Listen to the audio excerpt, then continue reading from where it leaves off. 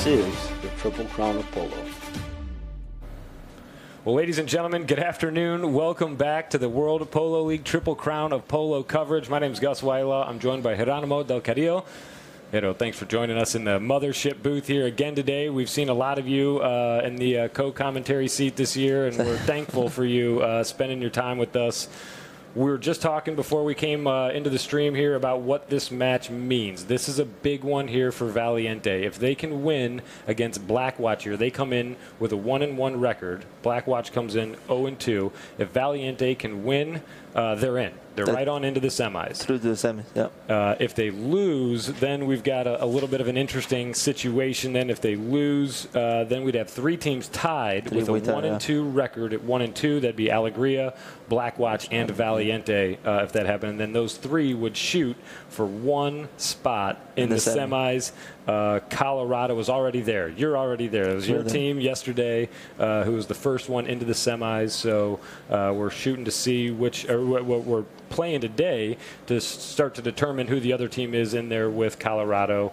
So a must-win here for Valiente. If they win, they're in automatically. If they lose, they still have a chance to get in. For sure, yeah. Shooting penalties, but they'd like to just win it outright here today, I think. That's going to be a tough one.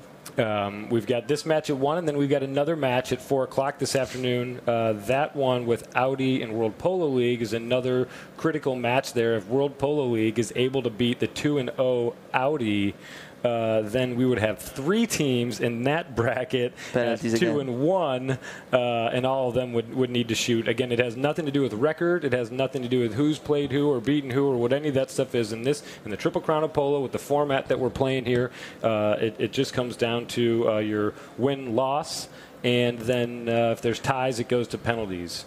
So Valiente getting ready to take the field against Blackwatch here. We know that there is a substitution for Blackwatch and Tommy Biddle. We'll see Juan Bellini playing the number 4 position here for Blackwatch and filling in for Biddle. We were taking a look down at the Blackwatch tent a little while ago as those guys were standing out in front and taking some pictures and getting ready. We saw Pete Merlos wearing a strap kind of around the top of his right leg there to help keep that jockey pressure on that jockey muscle there. We've seen Pete miss one game altogether and then play in his the second match in the Triple Crown of Polo. He played 3 Chukkers and then was a substitution there by Lucas Lalure for him. So we'll keep an eye on Pete today and see what his, how his health looks as we get underway here. That Blackwatch squad is as a Juan Cruz Merlos at 1, Nacho Figueres at 2, Pete Merlos at 3, and it'll be Bellini here today playing the number 4 position. The Valiente lineup, Bob Jernavis at 1, Santi Torres at 2.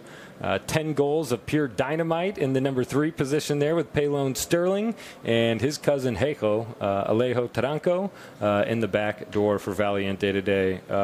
Hero, you know this Valiente team really well. You're on campus with them here. You guys share a barn and a facility, and have seen a lot of play out of the Blackwatch squad. What do you think we can expect to see here today out of these two teams? So, I think, we know Valiente. We played against them. We played against Blackwatch as well. They're 2 really tough teams. I had the chance to commentate on them against Alegria. So, now I think what we talked last time, it was the horsepower that Valiente has. That they make a difference in that, and then the system they have when they get to play it and they get to be tight in their system, they're a very compact team. So tough to handle. And so is Blackwatch, I think. So when they get into the system, that is a bit different than the Valientes. I think they try to play a bit more open and use all the players. But I think whoever gets to him and impose their system. Whoever can really keep it dialed in and play the game that they want to be playing. We'll see when 2 teams come onto the field with their own system and a different system than their opponent. Sometimes one team bends first and changes their system to kind of accommodate what the other guys are doing. We'll see which one of these guys has to, which one of these teams has to do that first. Yeah, exactly. So we're ready for Chukker number 1 here, off and working out of the throw, and here comes Pelon Sterling. Sterling on a pony named Oriental Maligna, owned and operated by Pelon. He looks downfield from a standstill. He sees a path, and he takes off. He's got Nacho Figueres on his left hip there. Pelon Sterling dropping it back. There's 2 white jerseys behind him there. Bob's on the move, and Santi hits out in front looking for Alejo Taranco. It'll be the number 4 there, Juan Bellini. Oh, look at that. Nice work, Pite. He's off and running there. Bellini made the back shot. Pite picks a pocket, and off to work he goes. Pite Merlos driving downfield 40 seconds into Chukker. Number 1, Sterling coming back to pressure. Pite Merlos, it's towards the goal. Beautiful defensive play there. Juan Cruz trying to get it done, but I think time was out there. And Chukker number 1, let's see, 6:44. Yeah, the time has stopped. What will the umpires call on this one here? Nice moves by Pite Merlos. Pelon doing a fine job of getting back there in time, but great ball handling skills there out of the former 10-goaler Pite. Going to leave this one on the doorstep here. I think Juan Cruz, yeah, he pokes that one right on through onto the scoreboard. That one goes. So Blackwatch started with 3 on handicap. They pick one up there from the line. That makes it 4-0 here in the first minute of play of Chukker number 1. I think that's what that team wanted to do here. Come out and score quickly. And stretch the distance. Stretch the distance. Maintain that lead they get on handicap. There's a 2-goal difference on paper between these 2 teams. In World Polo League play, you get your handicap difference +1. We had a great conversation with Dale Smickless yesterday, and he was explaining that that was an idea that was put in place so that if there was an existing 22-goal team in the area that was thinking about trying their hand in the World Polo League, that maybe that would be a little bit of incentive to help them against some of the 26-goal teams. You get your handicap difference +1 there. That's been a tricky one for some people to figure out, but pretty self-explanatory once you know the secret there. Look at that. Big ball downfield from the mallet of Sterling. And it's going to end up wide and out. Looking at the pony list here, Blackwatch, we see Nacho on Jatai Little Hot, Juan Cruz on Juan Ignacio, Pite on Pite Helosia, and what's his name? Juan Bellini on Rasta. Sorry, I was having drawing a blank there for a second. I knew that that's under Biddle's horse list, but we know it's Juan Bellini out there in his place. Here's Alejo Taranco gets some of the first touches of the match for him on this one here. He turns back towards the goal. Look at this. Alejo Taranco trying to get around Juan Cruz, hoping for a whistle, and I think he gets one. Exactly 2.5 into Chukker 1. What did you see on that one? Just drifting over a little bit? So, yeah, and I think when Cruz was on the right of way, he didn't give enough space for Jejo to go through and stepped on Jejo's ball. Pretty straightforward foul there. An easy one for the umpires to handle, and that'll put Valiente on the penalty line here. I imagine that Blackwatch team is talking over the back line there about needing to be careful on their fouling, especially against Valiente. Don't give them anything. They're going to come and take a lot regardless. Don't give them anything on top of it, I think, is the moral of that story. Pelon crushes that one along the ground and right on through. Onto the scoreboard goes Valiente, 2.5 minutes into Chukker numero 1. Look at the rest of the Valiente horseless there. Pelon on Oriental Maligna, Jejo on Rana, Santi on Delfina Pelusa, and Bob on Taina, an American thoroughbred. Teams are back to midfield. They line up on the mounted officials. They switch directions after every goal scored. And this ball's back in play. Pelon Sterling. Pelon. You see Nacho trying to keep pace with him there. Pelon hits the brakes. Jejo's there to back him up. Oh, man, nice pickup there by Bellini. He fires a quick shot there, trying to send Pite, but Pelon is all over the play here. Pite Merlos watches Pelon fire a back shot. That back shot goes to Bellini. Bellini on the near side. Nice play here out of Juan. He's doing a great job through the midfield. Nacho hoping for a whistle on that one, but a big hope there. It's sent into Blackwatch territory and picked up here by Juan Cruz. Santi and Juan Cruz make contact there. Santi knows he's got to give him some room. A nice example there of a non-call by the mounted officials there. Clearly a foul by Santi, but he realized that. I think it was inadvertent. He didn't mean to. The advantage they're giving. And as Santi clears out, he's able to keep his advantage, and the umpires keep the whistle to themselves. Here's Alejo Taranco. Nice defensive maneuvering here with 3:18 left. Alejo picks the pace up here on Rana. Working out front. Bob Drenava's trying to get to that play. Turned back by Juan Cruz. The ball stays in play here, and it's picked up by Taranco. Now Pelon with a short pass from his cousin. Pelon, Sterling, ripping it out in front. Juan Cruz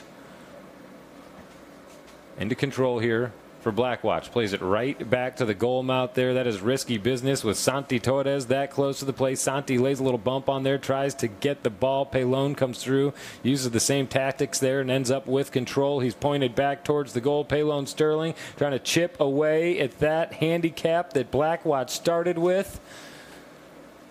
And what in the world happened down there? There was a lot of mallets in the air.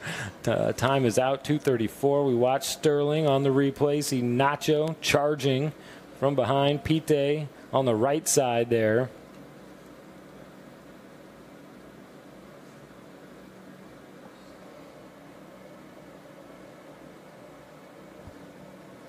And a goal. All right. So Valiente ends that one with a high flag down there. They dropped it. Did they give that one to him, or did he shoot a little shot there? I was watching the replay. Were you watching the field? I think they gave it to them since it was a foul and they had scored. There was no need to put it on the line. Yeah, exactly. The goal was already scored. Yep. If that one had gone wide, they probably would have put it down on the 30 for him or given them the option. But that foul in the goal mouth there. It looks like Blackwatch is going to challenge this one, though. You see the official coming over to the booth here. From a timing standpoint, that's an interesting challenge because I guess they'd have to call that goal back if they say no foul there. They'd have to give a foul for Blackwatch. So, or determine that there was no foul, I guess, potentially. But we'll see what they do here. They were in and out of the booth awfully quickly here, and I think that that's going to be a burned challenge if that was initiated by Blackwatch.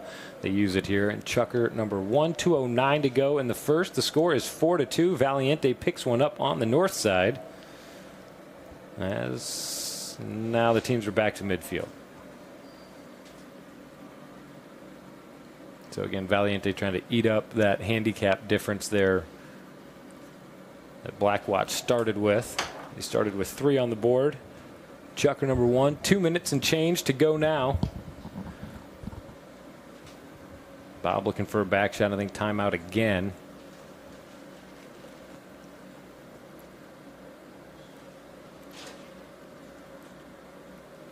And we'll see how they call this one. Looks like going in favor of Blackwatch here. Penalty 5.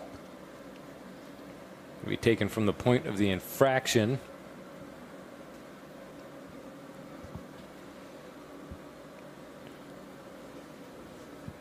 So we're at full strength here. 4-on-4. Everyone's back. Anyone who wanted to change ponies has done so. Here's Juan Cruz. Juan Cruz Meirelles just inside of midfield. He's got about 125 yards or 130 yards to goal from where he is right now, plus the angle. Juan Cruz. Hard hit ball there by Juan Cruz Meirelles. Perfectly out in front there. Nacho Figueres. Whoa. Yeah, nice work there. Juan Cruz takes his time, delivers a great pass for Nacho. Nacho holding his own out there. Santi Torres giving him the business and then some. Look at this. I mean, these guys hard at it. Awesome shoulder-to-shoulder action there. Man, tough stuff out there from Nacho. Nice work. Nice offense there. And those are the kind of plays that Blackwatch needs just to keep working on, keep building their confidence there, and keep Valiente on their toes. Position. Yep.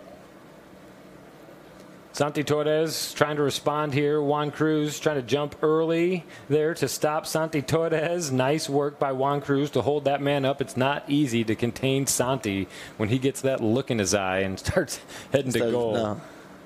He is a tough customer. There's no doubt about that. Santi Torres with the ball right now under that red helmet as always. Works around to the right here. Santi Torres has players trying to buy him some time there. Some teammates of his. He looks to work behind Juan Cruz. Juan Bellini works in. He's got Juans all around him there.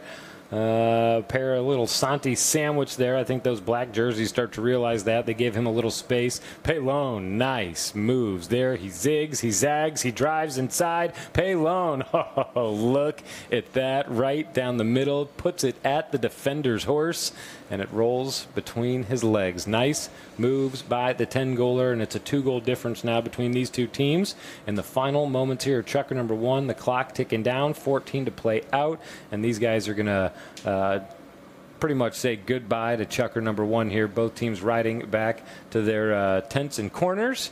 And we'll take a quick commercial break here and come back for the start of Chukker number 2. Don't go anywhere. You're tuned into ChukkerTV and the Polo Channel's live coverage of the Triple Crown of Polo and the World Polo League. We'll be right back.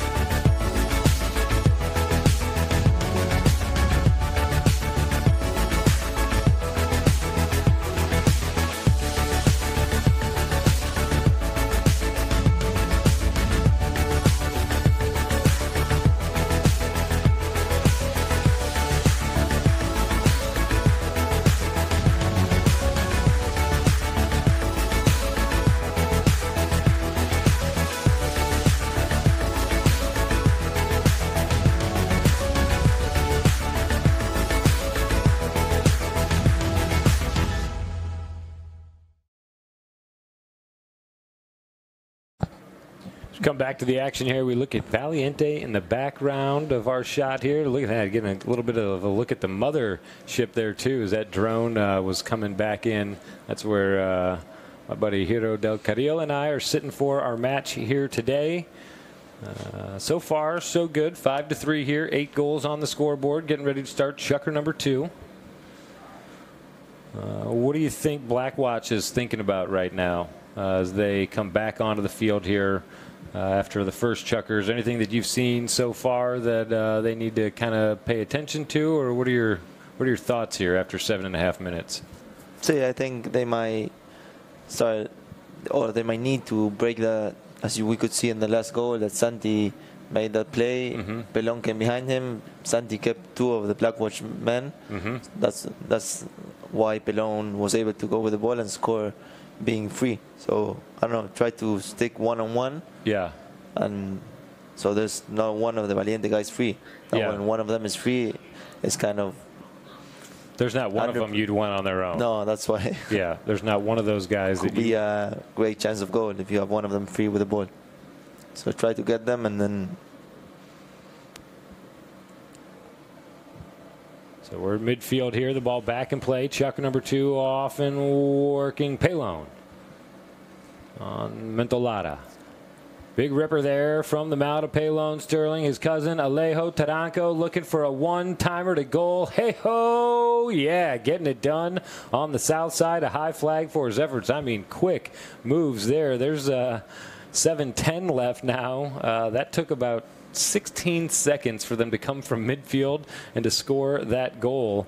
Nice action there. 5-4 now as Valiente is eating up the difference. This is a hungry Valiente squad. Again, if they win, they are in. They will be, for their bracket, the 2 teams going to the semis. Colorado, the team that my co-commentator here, Hiro Del Carril, plays for, is already in. You guys have beaten everybody you've played here, gone 3-0. You're in. Valiente is looking to win and be in themselves. It's going to be more plays like this that get it done for Valiente. Alejo Taranco trying to keep it together, moving downfield. Hey-ho, hey-ho, hey-ho, another goal. Wow. I mean, that pony was not making it easy for him. Watch this. I mean, a heck of a finish here. He's just about past the goal on that one there. and just enough on that one to get it home. Amazing precision. A minute and a half, and we've had 2 goals here. That was quick. Very fast stuff. And Chukker number 2 here. The teams are back to midfield. And it's the importance of the throw-ins. Whoever, it was 2 throw-ins that Valiente won, 2 goals they scored. A great reminder. Very important. Look at that. Valiente wins another throw-in here. Yeah. You saw Bob was just about ready to Bob's moving back here, but you see Santi out in front just in case they can shake free. Nacho has no choice but to keep an eye on Santi. I mean, you can't let that guy loose. Not at all. I mean, with the kind of polo that he's playing these days, a big force to be reckoned with there, Santi Torres. Coming down the sideboards. Pite trying to grab control there. Pelon. Watching as he works. Here's Bellini. Juan Bellini. Filling in for Tommy Biddle. Nice steal there by Pelon. Nice thought by Hejo. But the umpires could not have been closer to that play. I mean, they were right on top of that one, and they thought somebody was cheating. They sound the whistle, stop the action here. 5 to play. So I think Pelon tried to steal it a bit from one side. It was kind of in the middle, but not completely through. Right idea, just not quite the right timing on that one. And yeah, I mean, the umpires again were, I mean, right there, front and center for that one. So it'll be Black Watch ball here. They are probably 90 yards or so from the goal. Just off the sideboards. And we'll see what they do with it here. Juan Bellini mixing it up down there with the white jerseys of Valiente. They allow, I think Bob might have had some sort of tack issue there. They allow him the time needed to get that taken care of. And here we go. 5 to go. Chukker 2. 5 aside here. Nickels for each team on the scoreboard. And it'll be Juan Cruz. Juan Cruz Merlos. Juan Cruz, hard hit ball along the ground. Sterling looks to meet that ball on the line and does a fine job of it. He's being chased by Nacho Figueres. He moves inside. Pelon does. Pelon Sterling again on Mentolada. Circles back. Nacho not giving him an inch there. Nacho on Jatai Lohan. Working along the sideboards now. Turned back by Pete there. At least he tried to. Pelon looking to work it forward. He leaves it, and it's picked up by Juan Cruz. Juan Cruz Merlos. Beaten back to it there by Hejo. Alejo Taranco in the driver's seat now for Valiente. Hejo. Now Pelon. Santi's on the move. Will he be able to find him? He hits out in front. Santi Torres gives chase. Santi Torres on Resta. Santi Torres hits out towards the corner here, circles back around. You see in the background there, 4 minutes and change left here in Chukker number 2. Santi Torres now for Pelon Sterling. Sterling trying to run his way to goal. Nice thought there by Juan Cruz. It ends up wide and out.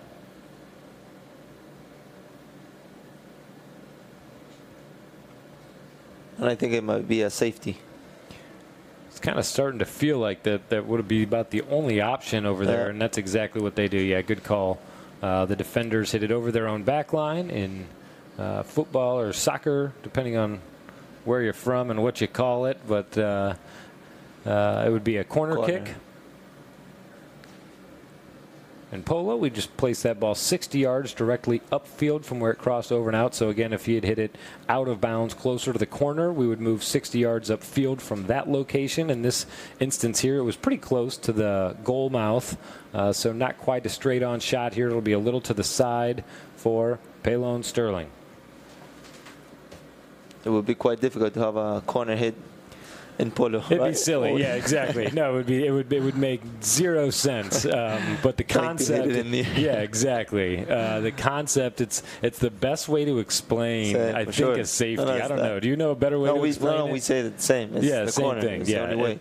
It's a kind of a tough one to click, and also because it moves. It's never in the same spot. The spot it went out. Exactly, and so that, there's some strategy as to why it's like that. We see 4-on-3 there for the throw-in. Valiente wins it as Pite's coming back on a fresh pony here. Hey-ho, leaves it. His cousin picks it up here, Pelon Sterling. Works a little circular pattern there, buys himself a couple extra seconds and hits downfield. Nice interception there by Nacho Figueres. Nacho being matched there by Alejo Taranco. He leaves the ball behind. Back shot by Santi Torres, and here comes Pelon. Pelon and Pite.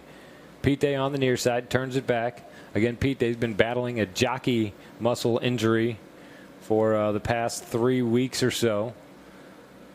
We saw him miss a game and a half already. Here's Pelon. He leaves it. Wambolini gets a nice touch on it there, but it's eaten up again by Sterling. Pelon at the boards. Or is that Hey-ho? That was Hey-ho. Excuse me. Hey-ho, yeah. Now Pelon. He fires. Oh, nice shot there. Pelon, Sterling, Bob Jernavis moves near the play, and I think that one's gone over and out down there. A couple guys jump on fresh ponies in the corner over there. Black Watch has a stash of horses on that side, and they'll use them. You see Juan Cruz calling for a pony he's got down on the other side. He would like to have it on the north side. You can see that those areas over the back line, that's where players go to find horses, to find mallets. If it's their tent side, they can get anything else they need out of the tent. What kind of strategy goes into when you change? I mean, is there strategy to when you change horses, or how does it work? Do you watch your teammates? Are you trying to gauge it on them, or just on the horse you're on? Or tell us about it. Yeah, sometimes you have to look at your teammate to see if there's you can't all go unless it's something like this that Juan Cruz asks for time. Right. You cannot go and change, but there's time for everybody. But sometimes you have to see whoever's has a fresh horse will stay on it, so the other one could change. So not all of your team goes out to change, and you have the 4 of the other team with a chance to score against nobody. Yeah, exactly. Against nobody. So because the umpires will not, generally they do not stop time to switch horses. There are unique situations where there's the horse needs a minute. There's a tack issue of some sort that can pose a danger to the player, things like that. Then they let the teams change. But in regular open play, you're on your own. Yeah. And there's strategy that goes into that. Just like if you are in an automobile race and you choose to get tires or fuel at a different point, you go into pit based on strategy. If you come out, the other team could have lapped you, or maybe you did better on it. Just like if you go to switch, you come back, they might have thrown the ball in already, just like they did there. We saw Pite go to switch and come back, and that left his team short-handed on the throw-in. Which it's hard enough to win those throw-ins. So, I mean, again, it's kind of interesting to watch that players come in and out of the match there and when they switch and what it does to their team. And if you have a fresh horse and the other team doesn't, it's a greater chance that you can go through him in speed. Yeah. Or, and if you get if you switch early and then the remaining 3.5 or 4 minutes of the chukker are wide open, you're going to be in good shape. Yeah, for sure. But if we saw a couple times in your match yesterday that, the running was it was so long. I think in the third chukker, Adolfo switched to 3 horses. I think he used 3. No, we never finished the play, so there was no stop and play. Yeah, so exactly. We missed the ball in one end, then we had to run to the other one. One of the better matches to watch this year. And just saw some great plays, some other wild stuff too, like Adolfo losing his entire mallet. Swinging in the whole thing. He switched horses, came back on, and got to the play so fast he didn't have time to wrap it around his hand. Look at that big back shot by Juan Cruz. It bounces off of Hey-ho, and Bob J seals the deal. A good reminder about why you finished those plays out. Juan Cruz right into the knee guards of Alejo Taranco. He takes the rebound off of himself, hits inside. Great teamwork there. Bob Jernavis coming down the line, and he finishes that one off for Valiente in the final minute of play here in chukker number 2. So 46 seconds on the clock here. And we'll see if they're going to get this one back in play. 10 seconds before the horn now. And the ball's playing.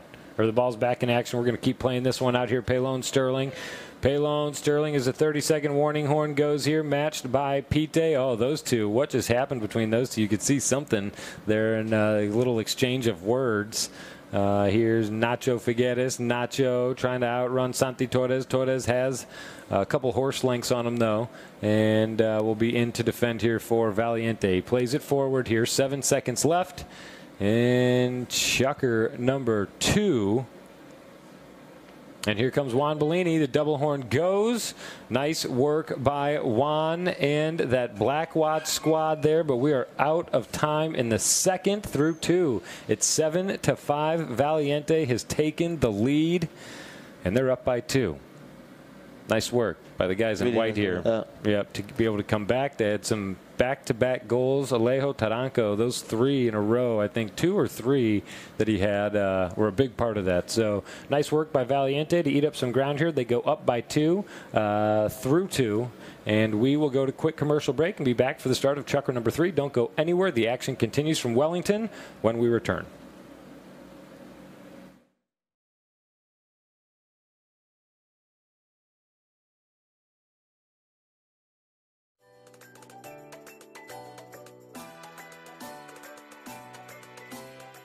Pablo there to pick the pieces up. Oh, look at that. Nacho. Look at him.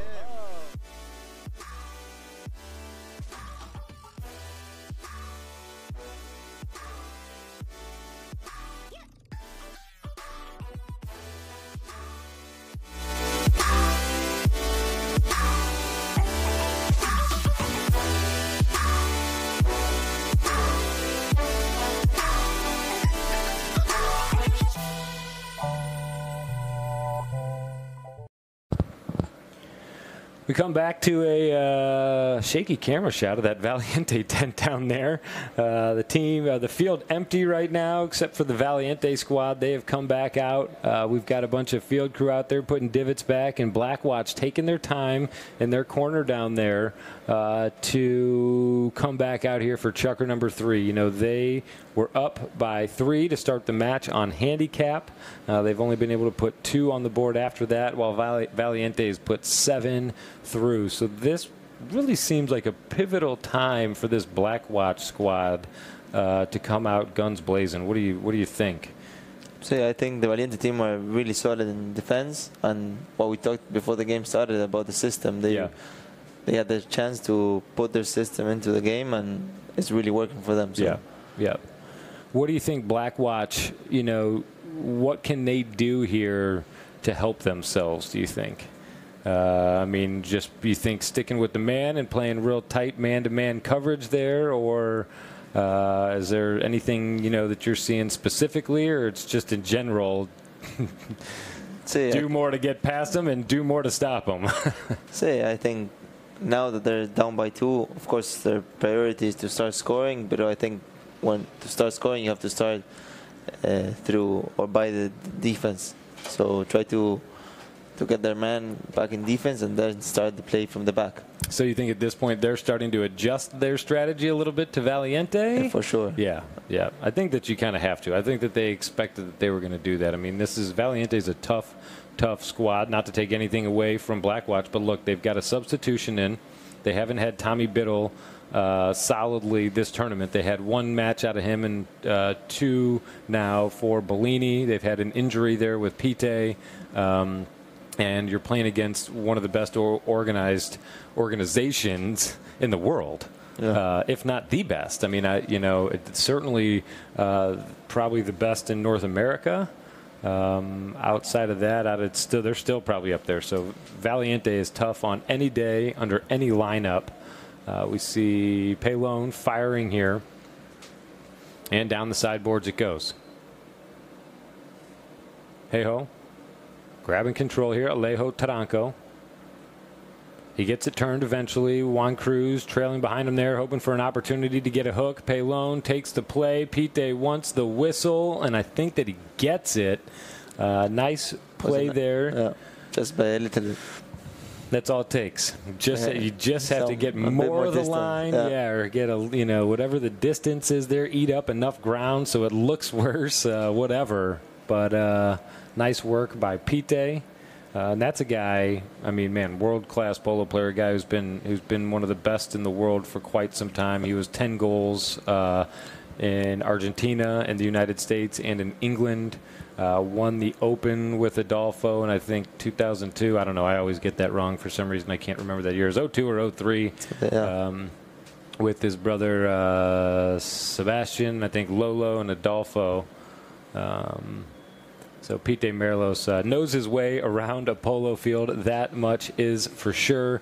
A minute and change into Chukker 3, and time is out here. We'll see where they place this one. I'm thinking midfield. I don't know. What do you think?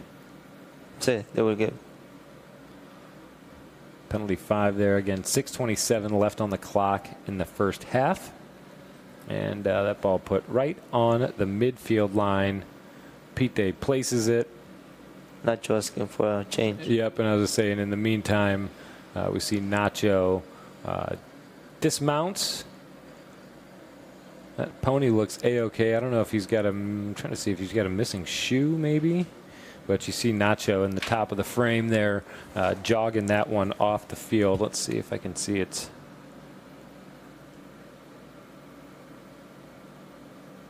It's got to be a broken piece of tack or something like that, because that pony's got all 4 shoes. Looks pretty sound there.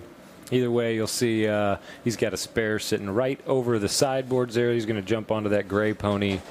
We'll look at the Valiente horse list here. Hite Frutera. Am I saying that right? Yeah, Hite Frutera. It was a pony that Pelon's on here, bought an auction as a 2-year-old from the Tenora family.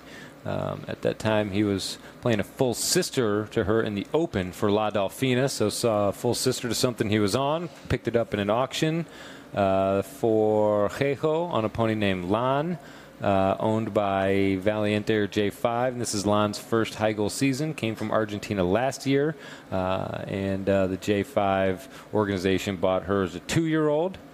And 31 for Santi Torres, a horse bred by one of Adolfo's top trainers, then sold to Adolfo. Adolfo played in the Open in Argentina, and now has brought it up to the United States here. Santi Torres cruising on 31, and that's a horse that's really been a staple in Santi's horse list here throughout the World Polo League competition in every tournament.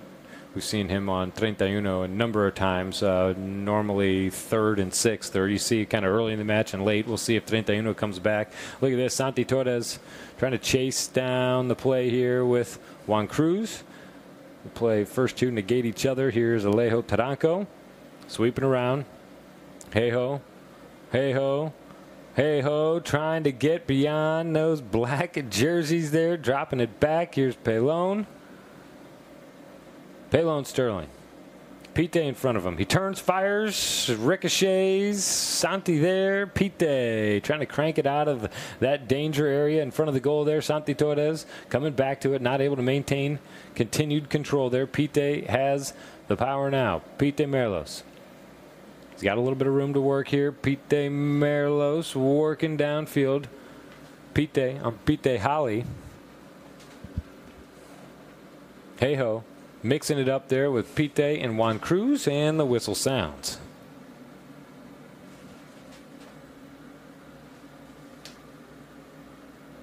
Funny note on that horse that Pite's on there. He says in his notes that every time he has mate in the barn, that horse wants to be a part of it.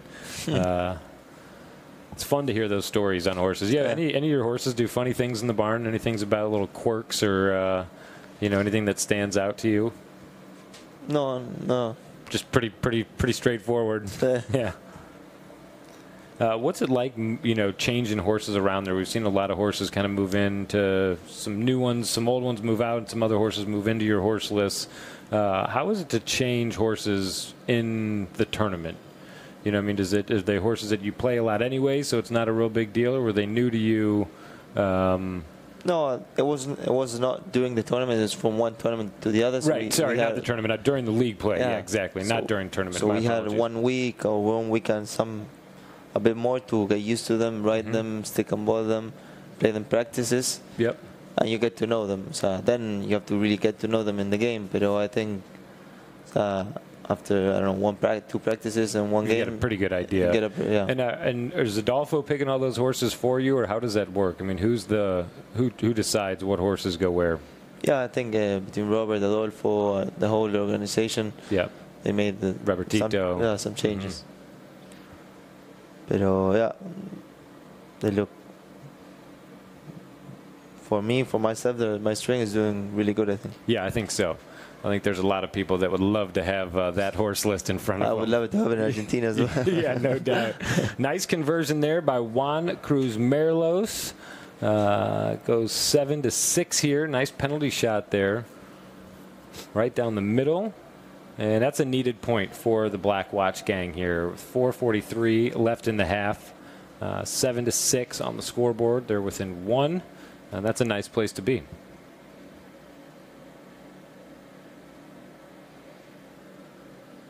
Umpires looking for a clean lineup. They see enough of what they need. They put the ball in play, and here comes Black Watch. Pete Merlos hard, charging out of the throw in there. Santi Torres trying to defend against Pete. It moves inside. Santi Torres getting a little touch on it. Pete hoping for another chance. Pete, man, what a quick turn there by Pete Merlos. If he had taken any more time to get that one around, it probably would have been a foul. Beautiful goaltending there by Santi Torres. He knew where that ball was coming. He put himself there, and look at this, flying the other way with Pelon Sterling. Pelon missed the first attempt. He's backed up by Santi Torres. Santi hits hard. Pite eats up some big-time ground there to get to Pelon Sterling. Sterling trying to make a move behind Pite and put him on his offside, and here comes Pelon.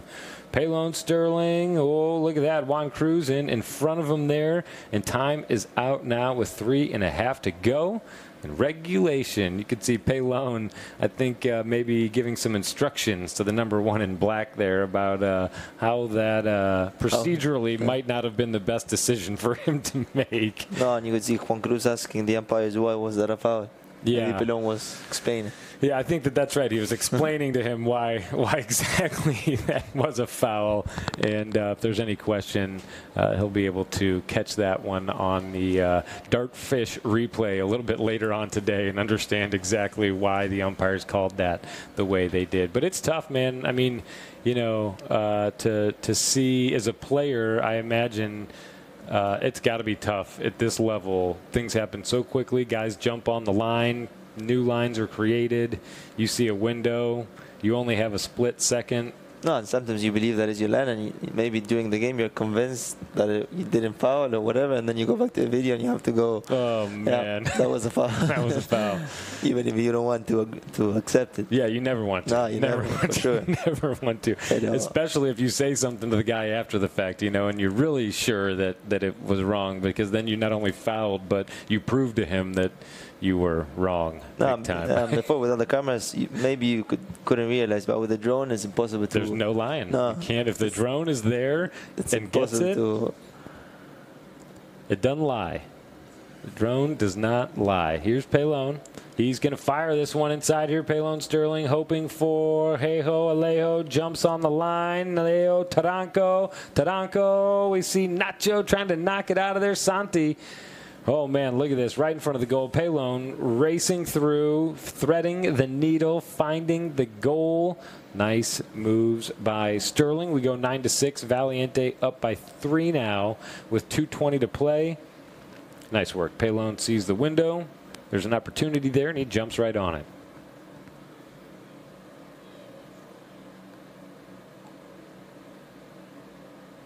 Teams come back to midfield. Again, winding down the first half.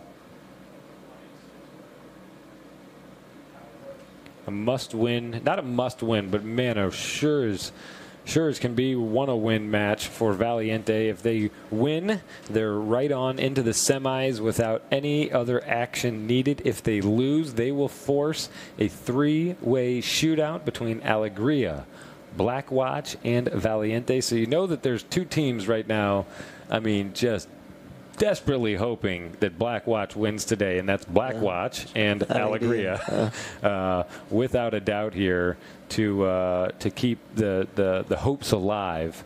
If Black Watch is going to do it, they're going to have to really get their system down and keep hammering on it all the way to the end, because Valiente is looking strong here today. They're on top by 3. We see Juan Bolini in now at the back of the pack here again. Juan is filling in for Tommy Biddle. Bolini. There, Santi Torres to put pressure on him there. Bolini launches that one downfield, reaching back there. Nacho Figueres. Nacho goes for the next shot. Behind the post it goes, though, and that might do it here for the first half. That clock ticking down in the corner over there, just out of the frame. The umpires drop it, and 9 seconds ahead of the warning horn. Pelon knocks it back onto the playing surface here. Hey-ho, rather. Broken mallet play there, I believe. Yep, it sure is. The Lejo Taranco with no head on his mallet. The 30-second warning horn goes. It's all Pelon in front right now. 2 black jerseys coming back to defend against him there. Santi Torres reaching out. He can't maintain. And a beautiful back shot there by Juan Sr. with 15 seconds to play in the half. Here's Santi Torres. He gobbles up control of that little white ball. It's at the sideboards. 9 seconds out now. Santi Torres, we'll see if he turns and fires here, trying to help the field positioning to start the second half. Here goes the double horn, and that one will start. Chukker number 4 will start right along the midfield line there at the point in play where, or the point where the ball was in play when Chukker number 3 came to an end. So 3 great Chukkers of polo here.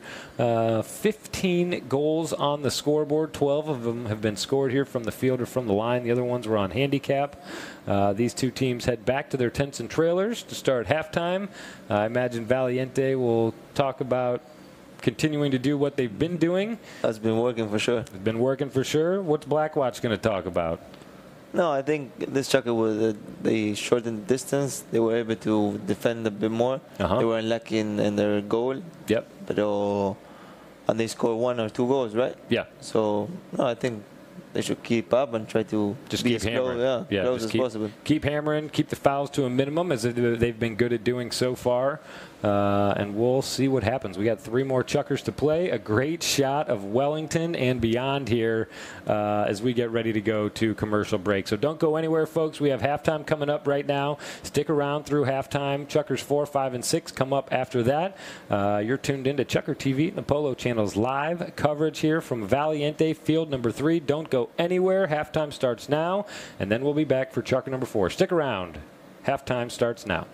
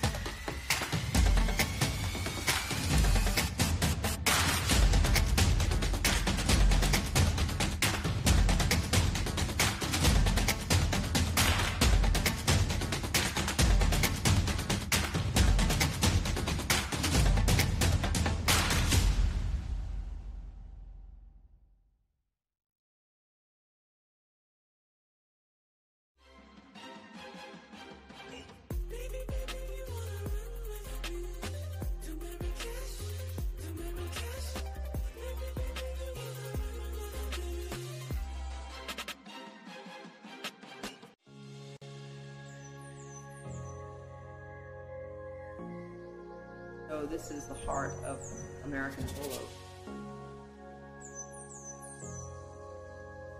The atmosphere here at Santa Rita is like family.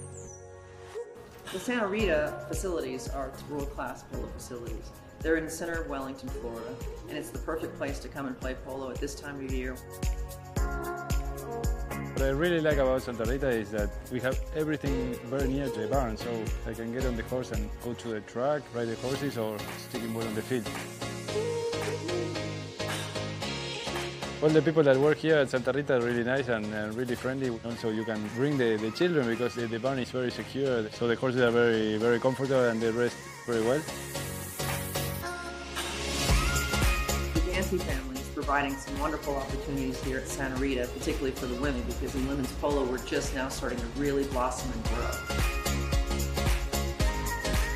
Melissa Dancy and Alina Carta have put together this league, and they're doing a fantastic job making opportunities available for women to play once a week against each other. So the Santa Rita League has helped us develop these friendships and bonds and create ways of improving women's polo. My name is Juan Bolini, and we are here in Santa Rita Polo Club. I'm the chef director of the polo school, though we do have lessons, and the idea is to have polo for everyone. I've been coming out here taking lessons at Santa Rita for 4 years. Every lesson is really fun. It's always a good time to get out on a horse. And I think polo is a sport for everyone, so we really have a facility for any level of polo that you want to come enjoy. So I really enjoy what we do here, and then Mark and Melissa Gansi really love the game of polo, they love horses. I highly recommend anyone coming to Santa Rita to play for lessons, for club chukkers, for polo tournaments at any level from low to as high as 26. We're very grateful to have the chance to play here. Thanks to Melissa and to Mark and everyone at Grand Champions in Santa Rita.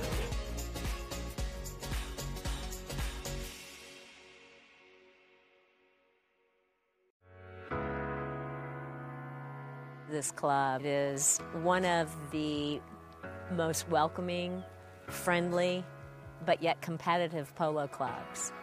We're all here for the love of the sport and the love of the lifestyle. This is the most fun you can have on a horse. We have several different levels. We play -2 to 20 goals. So if you don't have your own horse, we have club horses that you can use. The fields here are incredible. We've got 3 great grass facilities, and in the fall and the spring we can play arena. We do a bunch of events during the summer, and our idea behind that is to promote polo, is to, again, bring polo to the masses. And this past year, we hosted the Rocky Mountain Polo Festival. Every single person that I've seen at practice and tournament is just having a great time. It's a great group of people. Everybody and anybody is welcome at the Denver Polo Club.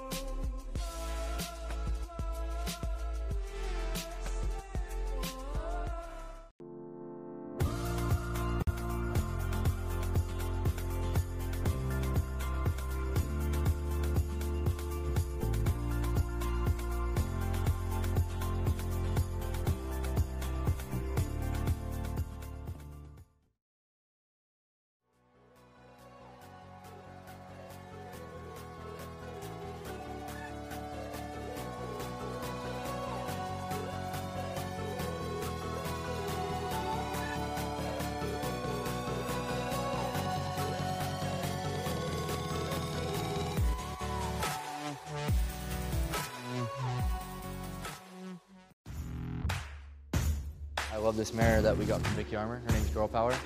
She's probably the most comfortable horse I have. My name's Carlos Gracida, and I played the mare a couple times in Grand Champions. Yeah, Girl Power was always nice. She was always smooth.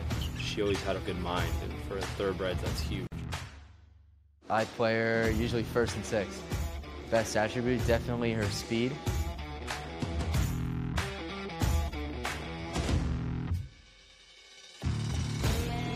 I was able to get on her and hit a big neck shot to the goal to go up by 3.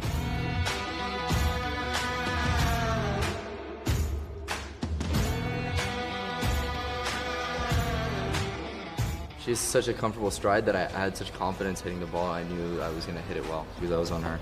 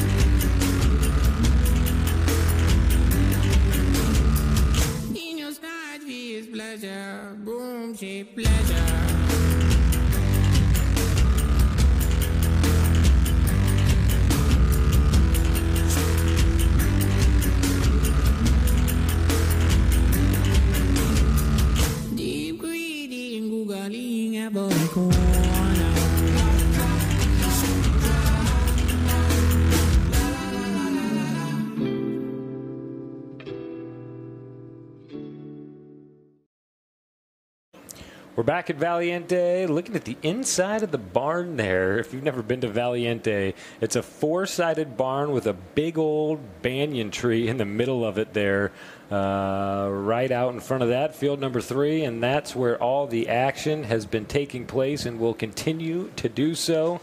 If you're tuning in late, welcome to our live stream coverage here of the Triple Crown of Polo. My name is Gus Whitelaw. I've got Hiro Del Carril from the already secured a spot in the semis team, the Colorado squad. They won yesterday in just a heck of a match against Alegria that allowed Colorado to go 3-0 and find their way into the semis. So they're the first team that's officially into the semifinals. If Valiente can pull a win off here against Blackwatch, they will be the second team into the semis. If Blackwatch is able to beat Valiente here, that'll force a 3-way penalty shootout between Blackwatch, Alegria, and Valiente. So Valiente trying to get it done here without having to go to penalty shots. Pelon hits inside for Santi Torres. Torres picks the play up. Santi Torres leaving it on the field there. Picked up now by Pite Merlos. Nice work by Pite. In the corner now. Pite on, I have no idea how to pronounce it. How do you say that? Weja? Weja, yep. And time is out. So, no, it's not. They're moving. Here's Juan Cruz. Juan Cruz Merlos. Juan Cruz slowing things down there. He's on Pite Grace. Now Juan Bellini on Pina Colada. Juan hits hard. Juan Cruz trying to run down that line, and he does so. He's able to hit another one out in front and give chase there. He's into a slew of white jerseys there. You've got Pelon and Hejo on both sides of him there. Bob in the vicinity, and now Santi at the back of the pack. With control, Alejo Taranco. Pelon trying to shut the path to goal down there just in case Juan Cruz can get back in it there. And it was a good thing he did because Juan Cruz had a little bit of an opportunity. Now Pite trying to hit around Santi and Mini Watt, and he finds a goal. Nice, hard, charging action there by Blackwatch. No, they worked it and finally didn't miss their chance. No. And Santi trying to be there to block that shot in any way that he can. Santi and Mini Watt there, but Pite on Hueja able to put it on through. Nice work there by Merlos for Blackwatch. Pite complaining for a foul there. 2 Blackwatch jerseys come back on with fresh ponies here as Pelon Sterling works south. He wants a whistle. We'll see if he gets it. 5:01 to play in Chukker 4. Man, interesting. Out of the throw-in there, at the throw-in, only 2 Blackwatch jerseys present. That was what we were talking about, the changes. Exactly. To give an advantage to the other team that sometimes, I don't know. Well, I mean, so like we'll just look at this one here, for example. All the Valiente guys were there, or enough of them. 2 Blackwatch players off. Valiente goes 4-on-2 for the throw-in. They win it easily. Pite was complaining to the umpires and didn't move down with the play. The other 2 guys come back on, and I think inadvertently, you know, or as they're rushing then to contain that throw-in that they won, they foul. Sure. Or they're going to have to deal with an offside situation or something like that. But this time it was a foul, and that puts Pelon on the line. So that scramble, ooh. Baby, Pelon hits that one wide. Not something you see often. You can see him kind of tilting his head back there and a little bit of frustration.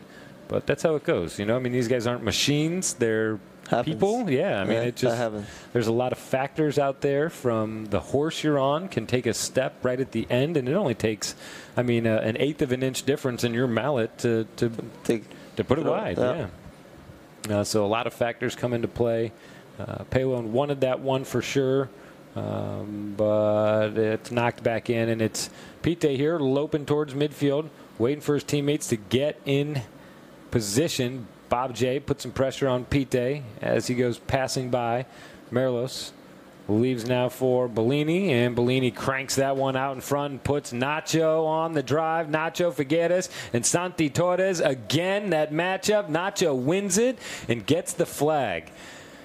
Pite, a fine job masterminding that run there. He was waiting on something, and I guess it was to see Nacho where he wanted him, or an opening there to allow Nacho to get downfield. Beautiful finish. Not just doing a great job in attack. He did the same goal on Santi back in the second checker, I think, or first. And that's a problem that they've solved recently. It seems like earlier in tournament play, they were having a hard time getting the ball to Nacho. I mean, he plays such a great number 2, but you got to get it to him. You know, he can't take it. He can't get it in the back and take it forward every time. And when they get it to Nacho, he obviously knows exactly what to do with it. Juan Cruz defending. Nacho takes that ball as he has a better opportunity to put some white jerseys behind him. And here's Nacho Figueres. Nacho on Jatai Glamorosa, daughter of famous Ilusian, probably one of the best of his breed. And Pelon gets the steal and the ball here for Valiente. Coming from the back, though, Nacho trying to avoid a cross hook there, but wanting to get Mallet to ball. Bellini forces Pelon out of bounds there. Bellini trying to avoid a cross hook, but wanting a hook also. Bob Jernavis out at the front of the pack. It's towards the post, and I mean just grazes the outside of that red goalpost there. Wide and out it goes. 9-8 on the scoreboard. 2.5 to play here in Chukker number 4. Again, Valiente, if they win, they're in to the semis. For that bracket, Colorado has secured 1 spot. And there is obviously another one that will be filled by the end of the day here. Valiente hoping to do that with a win here over Blackwatch. If not, we'll go to penalty shots. I guess it won't be, maybe not decided today, but probably. I don't know. Do you know when they do penalty shots if it comes to that, Hiro? You know, if it'll be today or tomorrow? Must be right. No, say. You think it'd be today? No, I don't tomorrow. think. No, maybe tomorrow morning. Either okay. tomorrow or Tuesday, because subsidiary semifinals are on Wednesday, right? Wednesday, yeah. So they have, say, probably tomorrow. Juan Bellini, nice lofted shot into Valiente territory. Santi Torres and that off-the-track thoroughbred mini Watt with the back shot there. And time is now out. 1:26 to go here. The action was along the sideboards. And we'll see what the umpires do with this one.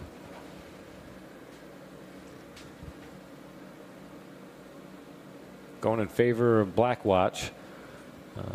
From a horse changing standpoint, for Blackwatch, let's see. I think Juan Cruz actually getting some time over there. He dismounts and is waiting for a pony to come to him over there. So the umpires give him some official time to get that pony swapped out.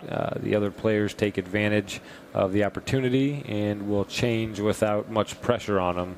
A good point to do it here with 1:28 to go in Chukker number 4.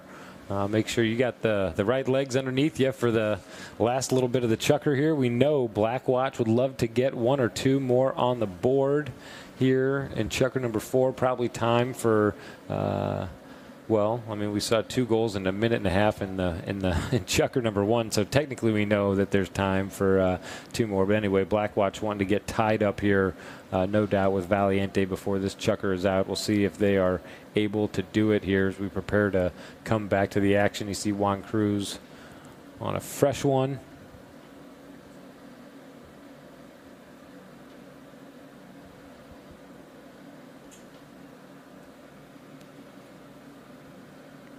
And here we go. So the Blackwatch players have a little meeting behind the ball to the right of the frame. That's actually Valiente ball here, my bad. It's Taranco. Hey-ho. Alejo Taranco hitting through, looking for Pelon. Juan Cruz Merlos knows he's got to hustle back towards the goal there, but Pelon leaves it behind, and Pite's in now for Blackwatch. Pite Merlos. former 10-goaler. Pite. Nice bump by Santi Torres. That allows him to take control. Torres. Santi Torres picking the pace up, trying to run inside.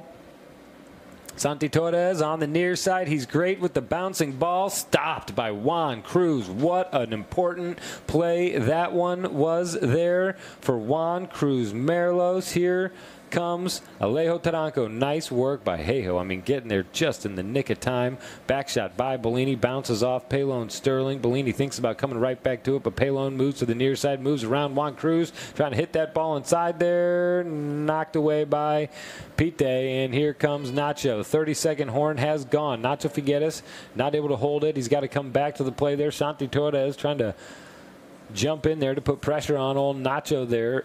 15 seconds to go as the play is along the sideboards. Nacho Figueres winding up. Nacho Figueres trying to find a black jersey, but it's picked off here by the 10-goaler for Valiente. Nice pressure by Nacho on his way by. 4 to go here, and Chukker number 4. Santi Torres helping the cause. He hits hard downfield. The double horn goes. That one's left on the field. Chukker 4 is out the door. We'll go to a quick commercial and come back for Chukker number 5. You're tuned into ChukkerTV and the Polo Channel's live coverage of the Triple Crown of Polo. We'll be right back.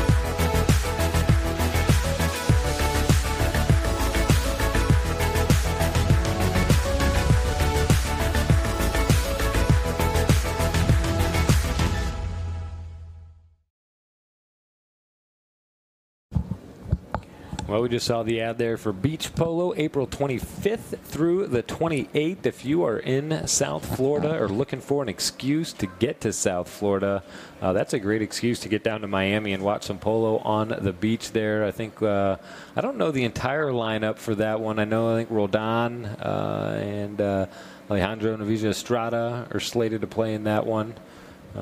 What are you doing? You playing beach polo? What are you doing when this after the final here? You go back to Argentina, or where do you go? Yeah, well, I go back to Argentina. I have some horses getting ready back there to get to know and try some for the big season in September. Yep. And see, we're playing. There's the Cañada Open. Okay. That starts as soon as we get to Argentina, so we can go from the airport right into another field. Yep. Right, and so you guys, I mean, will you start preparing now for, some of the bigger tournaments later on this year in Argentina? Yeah, we try to find some horses and try to improve our string. Well, in my case. Right. And then we play the Cañuelas Open. That is another tournament played in Cañuelas at La Delfina. How long will that go for? I think it starts around the 20-something until the end of April. Got it. 10, 15 days. So, yeah. Just right back to it, no downtime. Back to polo. Yeah, right back to it. Polo, polo, polo. That's what it takes. You guys are having a great year here, so you'll be there You'll be there for the rest of the year in Argentina. No, and then on end of April, the first days of May, I go to England. To England. Yeah. So go home, do a little bit of homework, and then get ready to back on the road. Season. Yep. And how long will you be there for? I think around 3 or 4 months. Yeah. So always on the go. It's an international sport. It's got to be fun to go from country to country and play with the great teams that you get to play with, and the horses, and the culture, the different cultures you see here and there. What's it like to travel the world and play polo? No, it's great fun for me because you play polo, and then because you never get tired of one place. Since you're always moving, you'll get. There's always another season. It's a new start, another season, and then you come back here or come back wherever you're going, and it's always fun and new. Yeah, you always feel fresh. Yeah.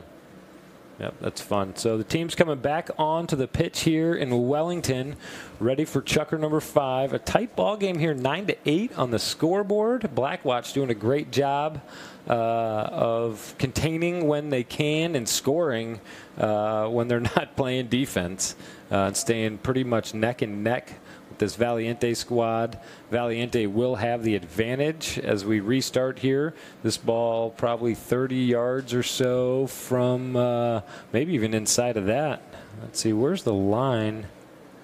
Not far from that Blackwatch goal down there. So we'll see if Valiente can capitalize early here in the 5th. Umpires waiting for that lineup to be good enough. And Chukker 5 is alive. Pelon Sterling looking for a shot to goal. Juan Bellini trying to get that ball out of there. Hey-ho holds off Juan. Santi Torres on the play here. Santi looking for an opportunity to shoot to goal. He picks the pace up, looks for the next shot. Santi Torres. Whoa, man. What a shot. What a goal there by Santiago Torres. Look at this. He's waiting for an opportunity. I mean, no opportunity there. You can see. I mean, there's just everybody. Yeah, we're looking straight out from the goal. Boom. Amazing placement there by Santi. Great look. And a goal. So they go into double digits there in the first play or so in Chukker number 5. And here comes Nacho. Nacho Figueres. Nacho on Jatai Rihanna. Nacho lists this as his best horse. It played the Open in Argentina with Magu Laprida. And playing in Palm Beach here this year. Big wind up there by Juan Cruz. Towards the goal it goes. We see Torres and Figueres out in front there. I like that matchup, the way those two have been bumping and banging and trading a little paint, so to speak. Some great goals by Nacho, but wide this time. And here comes Valiente. It's Pelon. Hey-ho, rather. Alejo Taranco, cousin to Pelon. Pelon Sterling, nice one along the ground, out in front, looking for Santi Torres. Juan Cruz gets there first, makes the back shot. Intercepted, though, by Hey-ho. Here comes Alejo Taranco. 5.5 to play in Chukker number 5. Ball left behind. Here's Bellini. Bellini gets his own rebound there. Juan Bellini coming down the way. Bellini trying to move inside there. Bellini and Pite working together there. It's chopped. No, man, what a beautiful touch there by Alejo Taranco for Santi Torres. Torres turns and fires. Out to the right it goes. Hey-ho adjusts and jumps on the new line. Alejo Taranco with Nacho in front of him. 4:55 to play here. Sterling trying to run through the pack there. Pelon Sterling. Pelon bouncing the ball as he goes, being protected there by Bellini. Now Nacho. Nacho Figueres hooked on the play by Santi Torres. He gets the hook and the ball. Santi does. It's at the boards. Now Pelon. Now Torres. Santi Torres moving inside for Valiente. Santi Torres, will he get back-to-back goals? Santi Torres trying to get around the defender. And that one ends up wide and out. Another safety for Valiente, I think. Yeah, I think you're right here. They see that umpire just bucked it and it went over the back line. Bad luck when that happens. You hate, as a defender, when you make that shot and you go, oh man. They put Pelon here on the line, 60 yards out. 4:15 left. Chukker 5.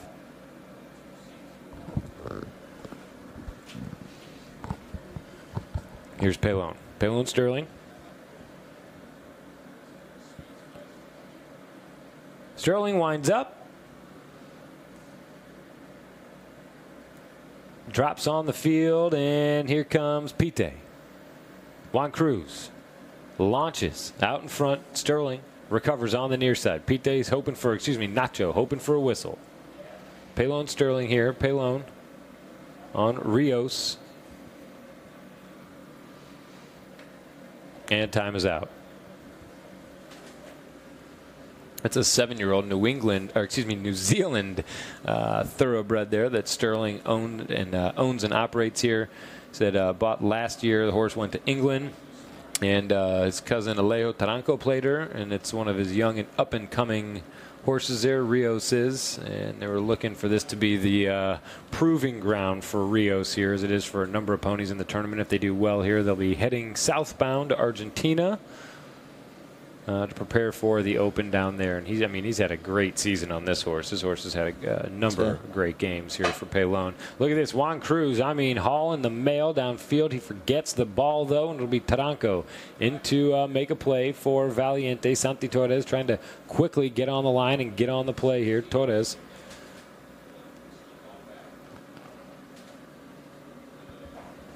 Now Nacho. At the boards, Juan Cruz.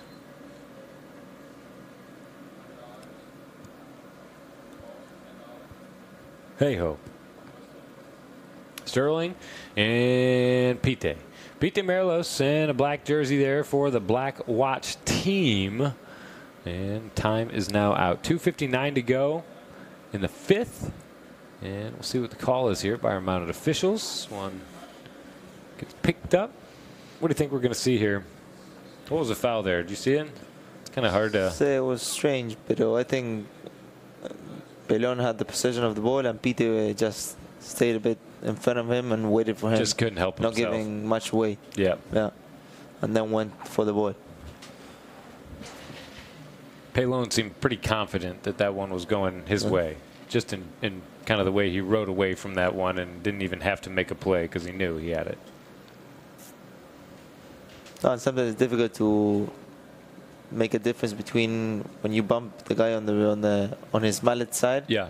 If you're getting in the right way or if you're coming from behind, that's a fine line. And that depends on the umpires what they decide.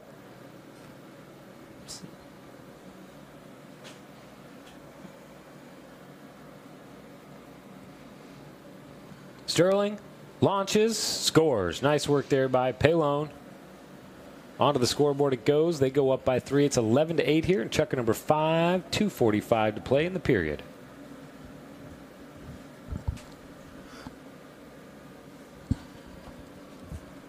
So again, the Valiente wanting to win this one in a big way. If they win, they're in. They'll be 2-1, which will be good enough in their bracket to secure spot number 2 in the semis for their side. Out of the throw-in, Alejo Taranco. Ball goes under Juan Cruz. Backed by Bellini. He attempts to back it. They say that he might not have had the chance he needed. Interesting call. 2:14 to go. Chukker 5. What do you think? Foul or no foul? Right on the line, maybe? Yeah, and it could be a bit made up by the Black Watch. A little manufactured. Yeah, it did look a little manufactured. But still, you could give it a foul because Pelon Vejejo, could have been in front of Juan, not letting him back. It could have been the situation that he was trying to sell. Created, but, you know, whatever. As long as they blow the whistle, though, right? I mean, that's what Black Watch is saying. Hey, whatever, we got it. We'll take it. We're down by 3 here. 2:14 to go. Chukker number 5.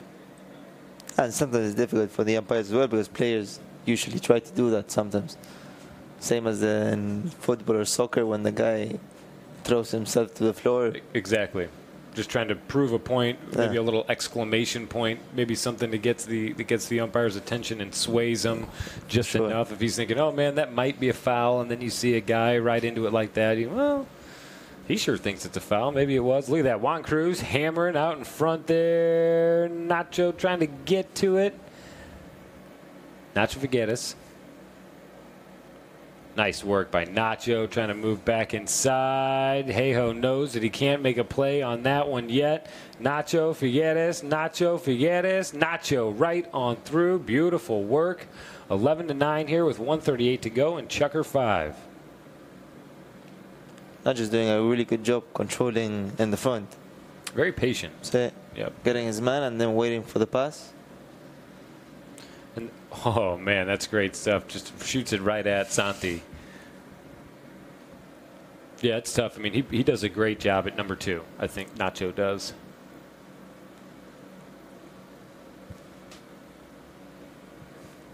Out of the throw-in, Bob Jernavis wins it. Juan Cruz gets the hook, gets the ball, but hey-ho gets around him, sends the pass back for Bob. Bob Jernavis trying to shoot to goal. Wide, though, of the goal, over the back line and out of play is how it ends up. And we're under the final minute here in Chukker number 5. There are 45 seconds left to play in the 5th, and Black Watch will have the knock-in here from the south side. It'll be Bellini to do the honors. No, it won't. It'll be Juan Cruz. Bellini moves in front of him. Juan Cruz Merlos brings it onto the playing surface. And here comes the horn. 30 seconds left to play in Chukker number 5. Juan Cruz sends downfield. Nacho, can he get it? Nacho Figueres has to take some time there to get to the play that eats up the seconds that he needed. There's 15 seconds left here. Chukker number 5, Pelon gets the steal. No, he doesn't. He gets the whistle. So we'll deal with that one when we come back from our break here. Chukker number 6 will start with whatever happened here at the end of Chukker number 5. We'll see how that goes after this commercial break. We're going to take one more break and come back for the 6th and final Chukker in regulation. This is ChukkerTV and the Polo Channel's live coverage of the Triple Crown of Polo. We'll be right back.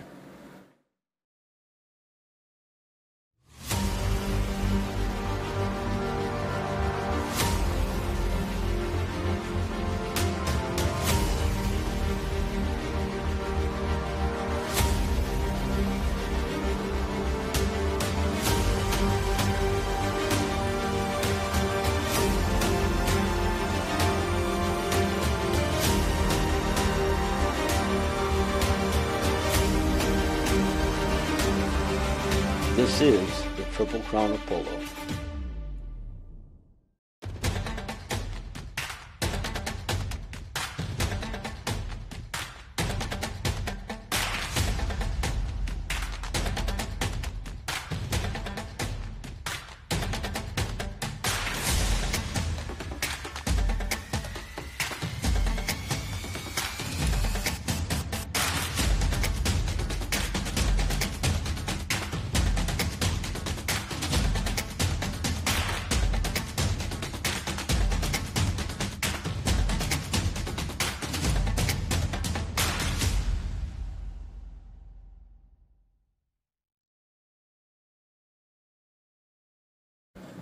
We're ready to start the 6th and final Chukker of regulation here in Wellington. What are we going to see here? What do you think? It's 11-9. Valiente's had, I think we can call it commanding control of this match. I mean, Blackwatch keeps kind of sneaking in there and bringing it close, but it seems like Valiente is, you know, they were even at one point, but they've had a little bit more control than Blackwatch. I don't know. What's your feeling? Sí, for sure, but I think in this the last minutes of the 5th Chukker, Blackwatch did a good job in getting the ball, preparing the play, and not just scoring on that end. Now they have a penalty in their favor to shorten the distance to 1. So it's going to be a still tight anyone's end. match. Yeah, still anyone's match. Good points there. Good points. Again, we'll start the 6th where the 5th left off, and that was on a whistle. The way it's set up for here, it'll be a Blackwatch. 6 yards, I think. Yep. Penalty 4, a 60-yard shot towards a defended goal. And we'll see who's going to take this one here. Blackwatch coming out with some fresh ponies.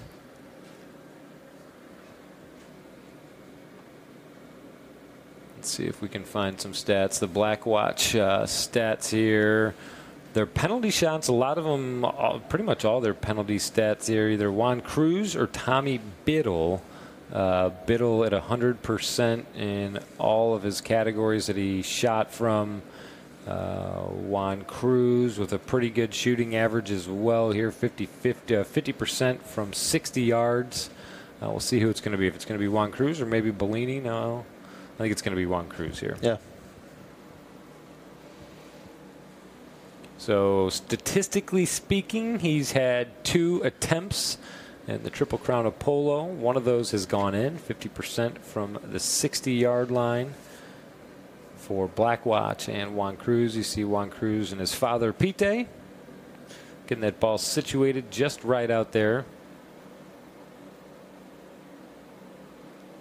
That's got to be fun as a father-son combination. Playing polo, Juan Cruz playing with his dad, and for Pete, the ability to play with his son, I imagine, is just a fun situation. I know that's one of the things that Adolfo always talks about. That playing with Poroto. Enjoys a lot these days with Mia and Poroto. And here's Juan Cruz Merlos. It's along the ground. Santi Torres gets a mallet on it and stops that one. Hey-ho, Taranco trying to put a big crush on that ball. Santi comes back to it with Bellini putting pressure on him. Santi Torres hits out towards the sideboards, and Pelon moves in to try and take this one. Down the sideboards they go. Ball, I think, goes over and out. It sure does. Looking at the horse list here for Blackwatch, he's on Herradura Melee. Valentina for Juan Cruz, and Pite on Lady, and Bellini on Bogart. Here's Pelon. Pelon Sterling on Getterline. Hard hit ball there from the mallet of Pelon. Santi's looking up, waiting for that one to drop. Juan Cruz trying to get there. He's called off by Pite. Pite makes a back shot, bounces off the hoof of the pony of Taranco, and goes right to Nacho Figueres. Nacho hits for an on the move. Juan Cruz now is going to have his hands full. Pelon moves in. There's no black jerseys in front yet. Juan Cruz Merlos has Juan Bellini there. He holds out Pelon and lets Juan go to work. Juan Bellini leaves now for Juan Cruz. Juan's working the front side and back side of Pelon Sterling. Juan Cruz goes to work. Alejo Taranco trying to push him out of the play. Juan Cruz pops up over his mallet and now over the back line and out of play. Nice thought there. Nice drive. Like you said, Blackwatch maybe picking up a little momentum at the end of the 5th. And making their time to make the play or make the right play. I mean, Juan Cruz was really on the right path there. If that ball hadn't jumped his mallet like that, I mean, he might have been able to get it done. On the knock-in, though, it's Valiente. Santi Torres with control. Torres avoids the hook. Here comes Santi through the midfield. Santi Torres chasing his own ball down there, using speed to stay ahead of Juan. Drops the ball back for Alejo Taranco. Taranco drops it back for Sterling, but Nacho's there instead. Nacho Figueres. Nacho. Now Pite. 5 minutes left here in regulation. Pite Merlos on the play. Pite thinking about dropping it back. There's 2 jerseys behind him there. Pite Merlos in traffic. A little Pite Sammy. And now Juan Cruz, now Juan Bellini. Pite circles behind. Nacho out in front in double coverage here. The black jersey's really balling up at the back of the pack. Here's Juan Cruz. He circles to the right. Alejo Taranco not going to be fooled by that move. He knows it well. Juan Cruz pokes there for Pite. Nice control. Will Pite shoot it here? Will he try and work inside? Pite Merlos shoots along the ground. Santi Torres stops him beautifully in his tracks there. The second or third goal that Santi is stopped. No doubt about it. Blackwatch with mallets in the air. I think maybe looking for a whistle and some horses. So that was a nice prepared play. And what you were saying about playing with your father or your son, they must know each other pretty well. You can tell. You could see that Juan Cruz backed it, knowing that Peter was going to be there. Great, just all-around patience by those guys, because they're feeling the pressure here. They know what this match means. It's 9-11. They trail by 2. They can't afford fouls. They can't afford to leave it on the field. They got to put it between the posts, and that was a great way to do it. Try and do it at least. Santi Torres just playing some great defense here today. He stopped that one. He stopped one on the other end. I think he stopped one of Juan Cruz's on this north end before also. So awesome coordination there out of Santi Torres. Playing as a goalkeeper. Playing as the goalkeeper. But Blackwatch will go back to the line. So again, 4:18 now, and Chukker 6. And it's 11-9. Blackwatch looking for double digits here.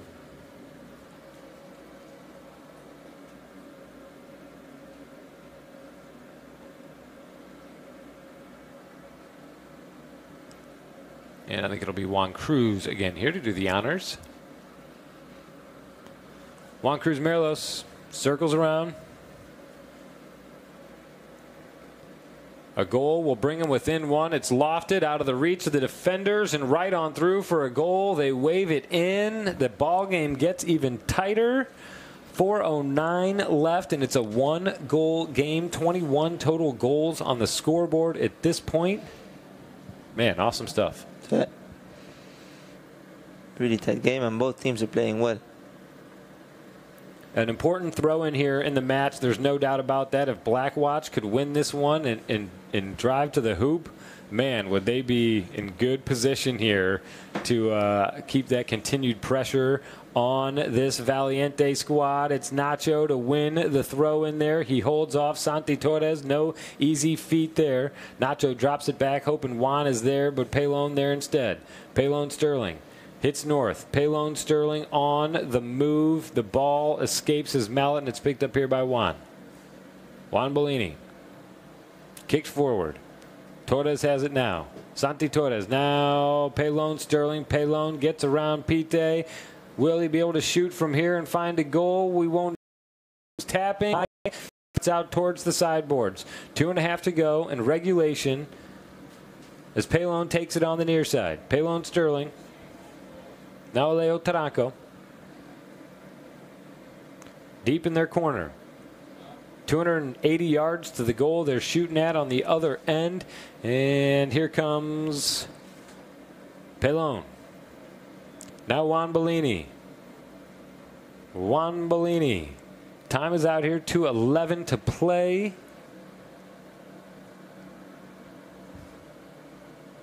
And we'll see what happens here. Again, a one-goal game.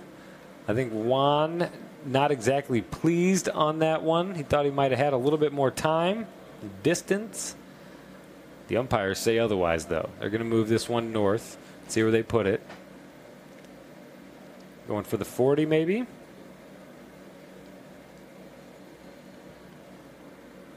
30. Yep. How about that? Yeah, I think Juan was the last man. That's appropriate. Yeah. Pelon was, if Juan wouldn't have fouled, maybe went past him. And that's how the umpires make those decisions. Yeah. They say, hey, if that guy wasn't what was the there, chance of him scoring or not? and then they try and give him that opportunity back, essentially. For if sure. they think that he was, would have at least made it that far, then they'll put it that far. If they think, it's maybe there was another defender that could have come in, maybe they leave it at the 60 instead of going to the 40, or maybe they think it was for sure a goal and they put it on the 30. Here's Pelon, though. Pelon Sterling, lofted shot. They want that one. They get that one. Nice pickup there. Valiente feels good about that. With 2 minutes left to play in regulation, they go back up by 2 goals. Again, if they win, they're in. They and Colorado will secure the first 2 spots in the semifinals. If they don't, we'll have a 3-way shootout. And then the other side of it, that's just one bracket. Then the other side, there's still a lot that can happen there. World Polo League, if they can pull a win off against Audi, that will put some pressure on a couple different teams here. We see Juan Cruz coming away from the throw-in with control. Nice work here by Juan Cruz. 1.5 minutes to go. We saw 2 goals scored in 1.5 minutes, and the teams get back to midfield afterwards as well. We know it's possible, but the whistle sounds now on a buried ball. 1:17 left. And we'll have a throw-in.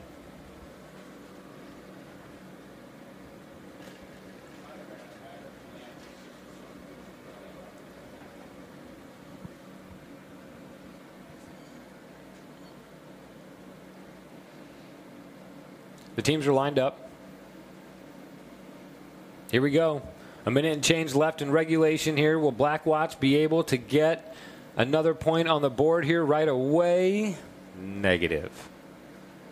Another whistle sounds there, and we'll see where they drop this one. If it's at midfield, it will be. Yep. Again, at the discretion of the umpires based on the severity of the foul and the field location and the opportunities for the team that's been fouled. All that stuff comes into play. Just not quite flat enough there is what the umpires thought on that one. He had to be he still came across the line in front of him. Just a little too close of an angle. And it was a cheeky play by Pelon because he just tapped it a bit, and that just that bit changes the line. That's a perfect way to put it. A cheeky play, indeed. I mean, and that's why the guy's 10 goals. Sure. Because it's not just that he can hit the ball, that he's not a bad rider, that he can but you got to know how to work every angle that you possibly can, including drawing guys in for fouls, and that's what he did right there. Pelon. Huge next shot downfield. Alejo Taranco runs onto that one. We're in the final minute here, 45 seconds to go. And Valiente, it's safe to say, is going to move on to the semifinals. There will be no penalty shooting here for this bracket. Colorado and Valiente have secured spots here in the Triple Crown of Polo semifinals.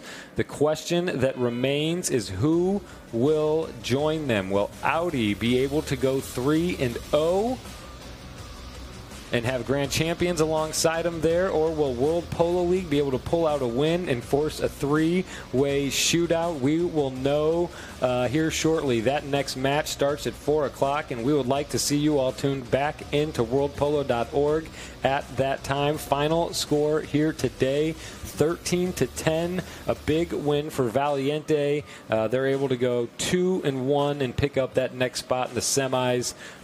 Hiro, thank you so much for joining me here today. It's been a pleasure, as always, to have you. And congratulations to everything that you've been able to accomplish this season, especially recently, yesterday, going 3-0 in Triple Crown of Polo play to prove to everybody that you all are the team to beat and the team to watch, and that you have the first seat in the semis. So the first two are in. We'll know more after our next match. Come back at 4. We'd love to see you then. Thanks for tuning in to ChukkerTV and the Polo channels. Live coverage of the World Polo League and the Triple Crown of Polo. We'll see you at 4 p.m. Eastern Time for our next match.